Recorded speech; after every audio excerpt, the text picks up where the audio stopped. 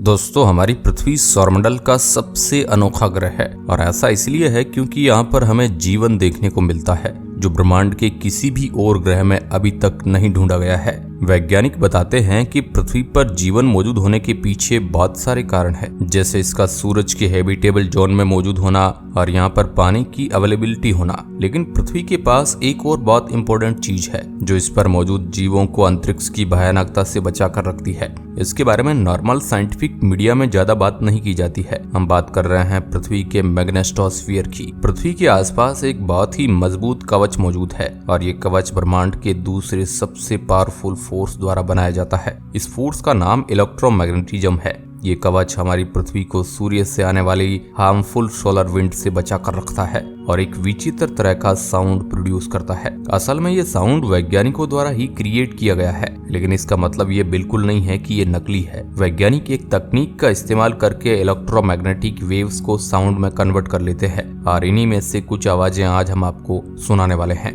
आज के इस वीडियो में हमारी पृथ्वी की आवाज आपको सुनने को मिलेगी, इसलिए इस वीडियो के एंड तक आप जरूर बने रहना। मैं हूं आपका दोस्त सुरेश सांचोरी और आप देख रहे हैं रहस्य टेलीविजन यूट्यूब चैनल। दोस्तों, सबसे पहले तो ये जानते हैं कि आखिर हमारी पृथ्वी की मैग्नेटिक फील्ड किस तरीके से काम करती है। जैसा कि आपने अपनी छोटी क्लास में पढ़ा होगा कि पृथ्वी के केंद्र का तापमान बहुत ज्यादा होता है और इसे कोर कहा जाता है। पृथ्वी की सतह से 2900 किलोमीटर नीचे मौजूद इस कोर का तापमान सूर्य की सतह के तापमान के आसपास रहता है। पृथ्वी की इस लेयर में पिघले हुए मेटल मौजूद होते हैं। ज्यादा तापमान होने की वजह से इन मेटल के पार्टिकल्स में मौजूद इलेक्ट्रॉन उनसे अलग हो जाते हैं और फ्रीली मूव होने लगते हैं। जब भी कोई इलेक्ट्रॉन मूव होता है तो उसकी वजह से करंट प्रोड्यूस होता है और जब भी करंट प्रोड्यूस होता है तो उसकी वजह से मैग्नेटिक फोर्स क्रिएट होता है। पृथ्वी के केंद्र में प्रोड्यूस होने वाले इसी मैग्नेटिक फोर्स की वजह से इसके पास मैग्नेटोस्फीयर की फॉर्मेशन हो पाती है। ये बिल्कुल एक पृथ्वी के कवच जैसा है जो इसे सूर्य से आने वाले चार्ज पार्टिकल से बचा कर रखता है।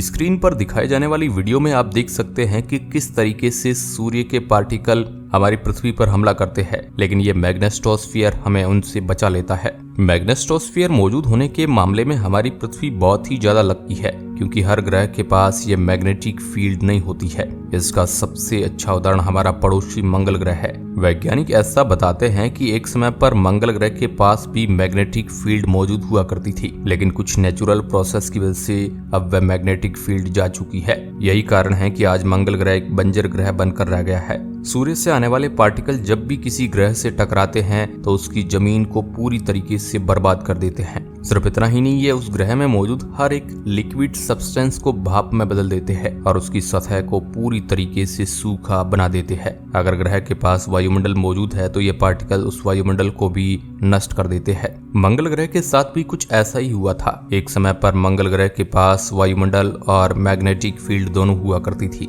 लेकिन मैग्नेटिक फील्ड के चले जाने की वजह से उसका वायुमंडल भी इन पार्टिकल्स द्वारा डिस्ट्रॉय किया जाने लगा। एक समय ऐसा आया जब मैग्नेटिक फील्ड के साथ साथ ये वायुमंडल भी मंगल ग्रह से छिन गया। हमारी पृथ्वी के साथ ऐसा कुछ भी नहीं हो सकता है क्योंकि जैसा कि मैंने आपको पहले ही बताया कि इसके पास मैग्नेटोस्फीयर नाम का ये कवच मौजूद है। जब भी कोई चार्ज पार्टिकल इस मैग्नेटोस्फीयर से टकराता है तो ये डायरेक्ट इसी में फंसकर पृथ्वी के ध्रुवों की ओर चला जाता है। आपकी जानकारी के लिए मैं ये चीज बता दूं कि मैग्नेटोस्फीयर को किसी भी आम चीज की तरह नहीं देखा जा सकता है। जिस तरह से आप गुरुत्वाकर्षण बल को नहीं देख सकते हैं, कुछ वैसे ही आप इलेक्ट्रोमैग्नेटिक फोर्स द्वारा क्रिएट किए गए इस मैग्नेटोस्फीयर को भी नहीं देख सकते हैं। हालांकि बिल्कुल गुरुत्वाकर्षण की तरह ही आप इसके इफेक्ट को जरूर महसूस कर सकते हैं। क्या आपने कभी ये सोचा है कि एक कंपास की सुई हमेशा नॉर्थ डायरेक्शन में ही क्यों पॉइंट होती है? खैर, इसका भी कारण कुछ और नहीं बल्कि हमारी पृथ्वी की मैग्नेटिक फील्ड ही है। वापस आते हैं अपने टॉपिक की ओर। मैग्नेटोस्फीयर में फंसकर ये पार्टिकल्स ध्रुवों पर आते हैं और वहां पर ये इस फिनोमेना की फॉर्मेशन करते हैं। दुनिया भर की अलग अलग जगहों में इन्हें अलग अलग नाम दिया जाता है, लेकिन आमतौर पर इन्हें अरोरा बोरियलिस और नॉर्थर्न लाइट के नाम से जाना जाता है। ये दरअसल वही चार्ज पार्टिकल है जो एक समय पर सूर्य के केंद्र में मौजूद थे और हमारी पृथ्वी को डिस्ट्रॉय करने के लिए आए थे। ये फिनोमेना सिर्फ हमारी पृथ्वी पर ही नहीं बल्कि सौरमंडल में और भी कुछ ग्रहों पर देखा जाता है, जैसे शनि ग्रह और बृहस्पति ग्रह। इन दोनों के पास भी एक बहुत स्ट्रॉन्ग मैग्नेटिक फील्ड मौजूद है। इस वजह से ये पार्टिकल्स उसमें फंसकर इसके पोल्स तक चले जाते हैं और इस खूबसूरत नजारे की फॉर्मेशन करते हैं। स्क्रीन पर दिखाई जाने वाली फोटो में आप शनि ग्रह के अरोराज के इस खूबसूरत नजारे को देख सकते हैं। यूरोपियन स्पेस एजेंसी के सवराम सैटेलाइट मिशन ने इन्हीं अरोरा से क्रिएट होने वाले रेडियो वेव को रिकॉर्ड किया। बाद में इन्हीं रेडियो वेव्स को साउंड में कन्वर्ट कर दिया गया। जिस आवाज को अभी आप सुनने वाले हैं वह हमारी पृथ्वी के इस कवच की है जो हमें इतनी सारी परेशानियों से बचा कर रखता है। ये साउंड भले ही सुनने में बहुत अजीब लगे, लेकिन ये हमारी पृथ्वी का साउंड है, इसलिए ये हमारे लिए बहुत वैल्यूएबल भी है। तो अभी तक अगर आपने हेडफोन नहीं लगाए हैं तो हेडफोन लगाकर बैठ जाइए और इस आवाज को ध्यान से सुनिए।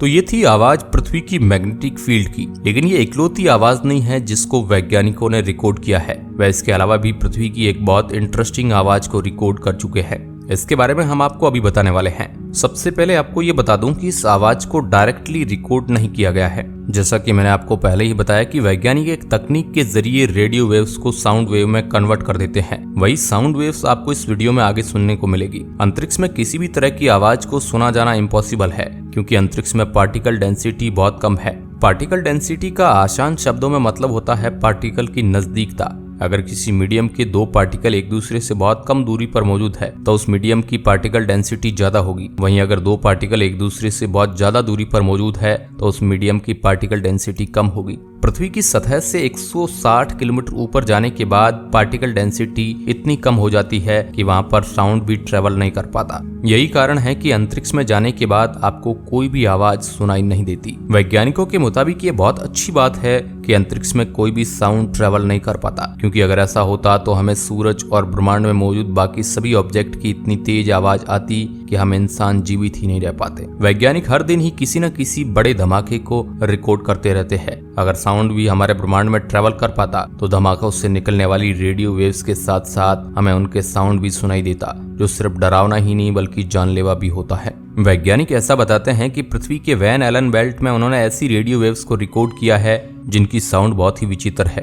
वैन एलन बेल्ट दरअसल रेडिएशन की एक बेल्ट जैसी है जो पृथ्वी को चारों तरफ से घेरे हुए है। यह आवाज भी एनर्जेटिक पार्टिकल्स द्वारा ही प्रोड्यूस की गई है, जो हमारी पृथ्वी के प्लाज्मा स्फीयर में मौजूद रहते हैं। यह हमारी पृथ्वी के आसपास मौजूद ऐसा एरिया है जहां पर लॉन्स और इलेक्ट्रॉन के गुच्छे मौजूद रहते हैं। जब हमारी पृथ्वी का मैग्नेटोस्फीयर रोटेट करता है तो इन्हीं पार्टिकल्स के गुच्छों को भी मजबूरन उसके साथ रोटेट करना पड़ता है। जब ये एक जगह से दूसरी जगह ट्रेवल करते हैं तो उसकी वजह से प्लाज्मा वेव नाम की एक वेव की फॉर्मेशन होती है। इस वेव से निकलने वाली रेडियो फ्रीक्वेंसी को आप साउंड के रूप में सुन सकते हैं।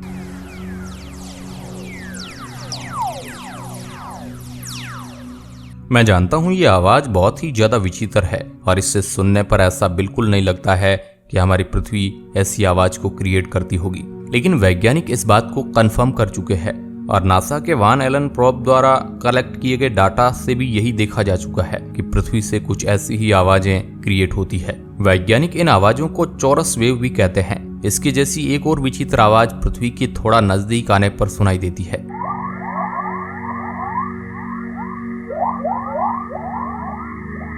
अगर आप इस आवाज को आंख बंद करके सुनोगे तो आपको ऐसा लगेगा जैसे आप किसी साइंस फिक्शन मूवी को देख रहे हैं, जिसमें स्पेस की लड़ाई में लेजर गन का इस्तेमाल किया जा रहा है। पृथ्वी से निकलने वाली ये आवाज बहुत फ्यूचरिस्टिक लगती है। वैज्ञानिक इस चौरस वेव को वेस्टलर मोड प्लाज्मा वेव के नाम से बुलाते हैं। तो ये थी हमारी अनोखी ग्रह पृथ्वी से निकलने वाली कुछ अनोखी आवाजें। आपको इनमें से सबसे अच्छा साउंड कौन सा लगा नीचे कमेंट के माध्यम से जरूर बताइए। साथ में अगर आपको किसी ग्रह की आवाज को सुनने का मौका दिया जाता है तो आप किस ग्रह की आवाज को सुनना पसंद करेंगे। धन्यवाद।